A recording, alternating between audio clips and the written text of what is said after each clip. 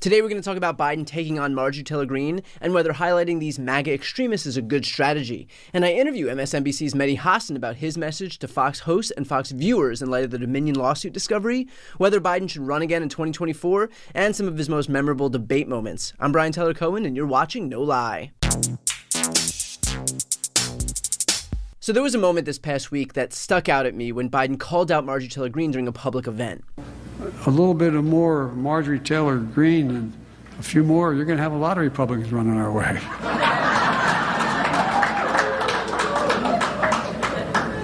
Isn't she amazing? Oof. And I've been waffling back and forth because, on one hand, I think it's worth it to shine a spotlight onto her antics, but on the other hand, this is what she wants. I mean, for someone who traffics in the attention economy, getting name checked by the President of the United States is like it. And I'll watch her double, triple, quadruple down, and I'll think to myself, she very, very clearly wants the attention. She's not moderating her positions. In fact, she's getting even more extreme because she recognizes that she gets even more attention. And so how can it be right to give her exactly what she wants? And it's true, talking about her does give her what she wants. But I think we have to dispose of this notion that Marjorie Taylor Greene and these other MAGA extremists are these brilliant tacticians. They're not. They are crazy people who won in deep red districts that would elect a paper bag if it had an R next to its name. That she wants attention doesn't mean that she's employing some brilliant strategy and that we're all falling for her four-dimensional chess. It just means that she wants the attention. That's it. And us giving her the attention that she wants is a small price to pay for allowing the rest of the country to see what the face of the GOP is. That's the flip side of this that Marjorie Taylor Greene can't appreciate because she doesn't have self-awareness. She is bad for the Republican Party. She is bad for swing voters. She's bad for independents. She's bad for conservatives who are tired of the circus. She allows the Democrats to put a face to the lunacy. And she's doing her own party no favors by constantly shoehorning herself into the news every day with a new news story. So if giving her, the dopamine hit that she's looking for by covering her in a video or a podcast means that a few more swing voters out there can see what the GOP has become, I think that that's a price worth paying. And I know, by the way, that there's an obvious comparison to be made to Trump here, that the media did this in 2016 and gave him wall-to-wall coverage, and he leveraged that attention into winning the presidency. But there are some obvious differences here. Trump back then was unknown. He was running for president against 20 other people who were all vying for eyeballs and running against Hillary Clinton, who is historically unpopular. Now, in 2023, we've done the whole Republican extremism thing. Trump couldn't get reelected. His endorsed MAGA candidates all lost in midterms. Republicans are shedding support from soft Republican voters and from independents and losing in the suburbs, all of which is to say that these two situations aren't the same. What Trump played to his advantage in 2016 is a marked disadvantage today. The only people who haven't been able to internalize that are the very people who keep losing. And by the way, Biden knows that. The White House knows that. To give you an idea of how disciplined their messaging strategy is, I don't think Biden even uttered Trump's name from his inauguration until February of 2022, when I asked him about it during my interview with him. I seriously think that this moment right here was the first mention of Trump's name during his entire presidency. Looking overseas, obviously, we're seeing now that Russia has invaded Ukraine in defiance of not only Ukraine's sovereignty, but also warnings from the international community. And yet, at the same time, we have someone like Donald Trump who's come out and praised Putin's savvy and genius just in advance of him attacking Ukraine, and other Republicans have rallied to Putin's side as well. What's your message to Trump and others in light of Putin's attacks? Well, I think I put as much stock in Trump saying that Putin's a genius as I do when he called himself a stable genius. There you go.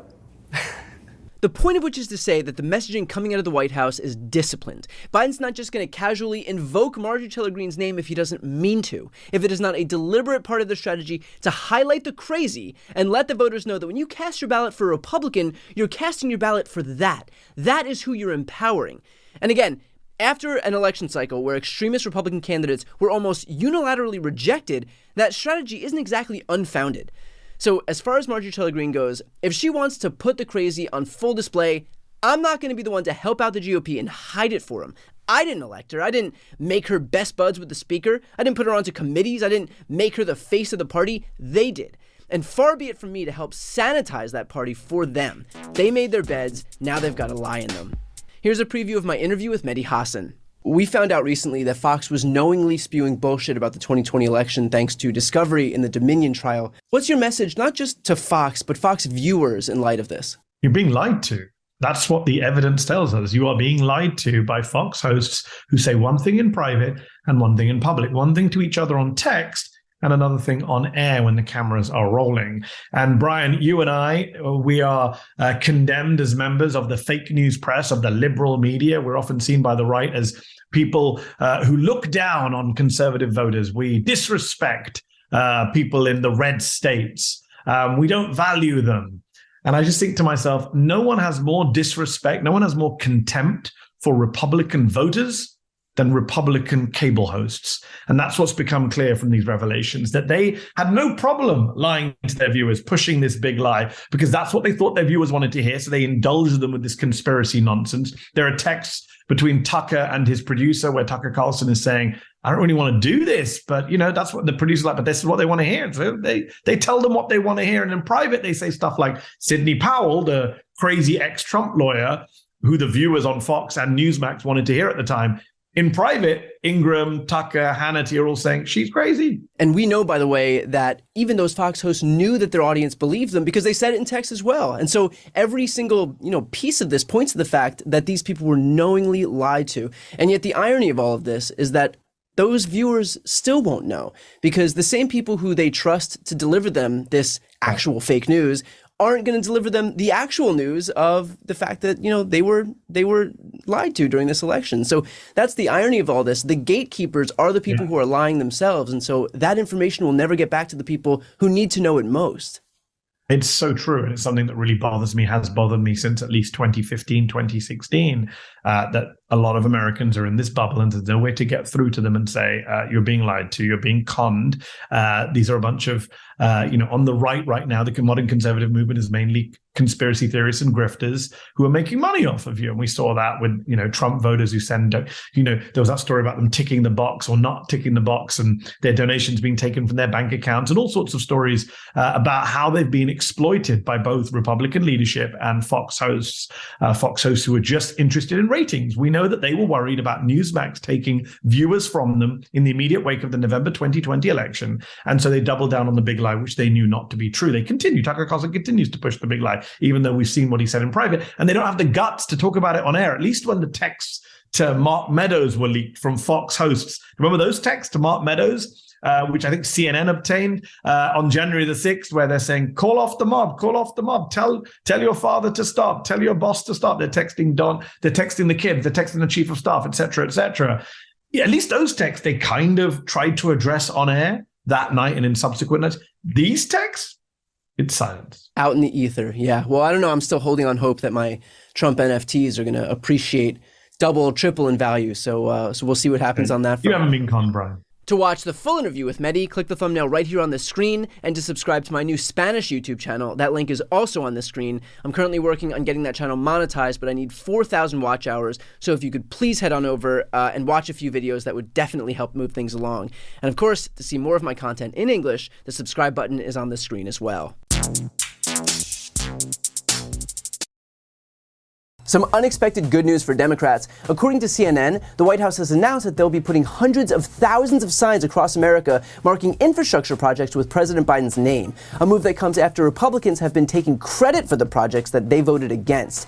Here's what some of those signs look like so far, with them clearly denoting that the projects were funded by President Joe Biden's infrastructure law. This is a move that many have been begging the White House to take, because while Biden and Democrats have passed a historic amount of legislation for Americans, which has led to record job growth, record low unemployment, a boom in manufacturing, and now finally a decline in inflation, polling shows that they simply aren't getting enough credit for what they've managed to accomplish so far. And the issues that are still very present in the economy, whether it's rich tax cheats or price gouging or wealth inequality, these problems are exacerbated by Republicans who either block any action on fixing them or outright make it worse by doing things like cutting IRS funding that specifically goes toward making the wealthy pay their fair share. It's almost like, and I hope you're sitting down for this, Republicans actually want these problems to persist so that they can use them as cudgels against Democrats. The infrastructure law, passed by Democratic majorities in 2021, is a particularly strong example of how Democrats do the heavy lifting while most Republicans vote against the bill and then turn around and try to take credit for it while gaslighting their own voters. To give you an idea of what we're dealing with, here's just a small handful of Republicans who voted against the bill but are now claiming credit. Here's Alabama Republican Senator Tommy Tuberville bragging about the bill's investments in broadband access, which he calls, quote, vital for the success of our entire economy. He voted against it. Here's Texas Republican Congressman Tony Gonzalez praising an ecosystem restoration plan in his district that was funded by the infrastructure bill. He says in a statement, for many folks in the area, this project revives the area's storied past and deep roots. Not only did Gonzalez vote against the bill, he released a statement back in November of 2021 blasting the bill, saying the Democrats' path to trillions more in spending will only make matters worse and hold our country back. Here's Texas Republican Senator John Cornyn taking credit for $3.3 billion in federal funds to boost broadband expansion efforts. You can guess how he voted on that funding. Here's Tennessee Republican Senator Marsha Blackburn shaking hands with constituents talking about how proud she is of the progress they've made in expanding broadband and how it has positively impacted the country. Yeah, she's really proud now that it actually passed despite her no vote, so she has no choice but to lie and pretend that she supported it all along.